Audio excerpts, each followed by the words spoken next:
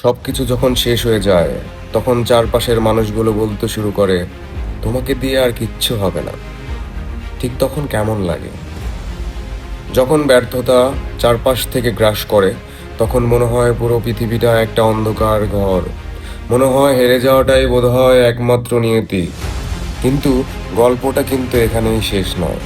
আসল গল্পটা তো শুরু হয় তখন, যখন একজন মানুষ নিচে পড়ে গিয়েও আবার উঠে দাঁড়ানোর সিদ্ধান্ত নেয়।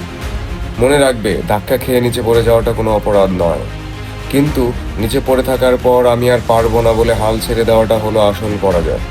একটা কথা কান খুলে শুনে নাও, তুমি কিন্তু শেষ হয়ে যাওনি, তুমি জাস্ট একটা বিরতিতে আছো। ইতিহাস সাক্ষী, এই পৃথিবীতে যত বড় বড় গল্প তৈরি হয়েছে তার সবগুলোর পিছনেই ছিল একটা নির্মম হেরে যাওয়ার অতীত।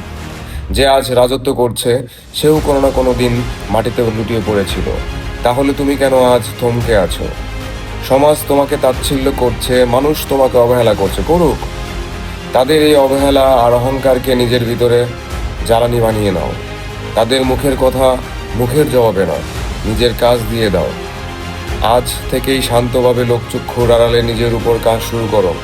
তোমার নীরব পরিশ্রম যেন একদিন তোমার সফলতার চিৎকার হয়ে ফিরে আসে। যারা তোমাকে অবহেলা করেছিল তারা যেন একদিন তোমাকে দেখে লাইনে দাঁড়ায়।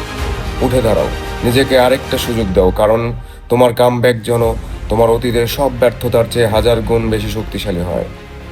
তুমি কি তৈরি তোমার জীবনের সব থেকে বড় কামব্যাকের জন্য? কমেন্টে জানাও।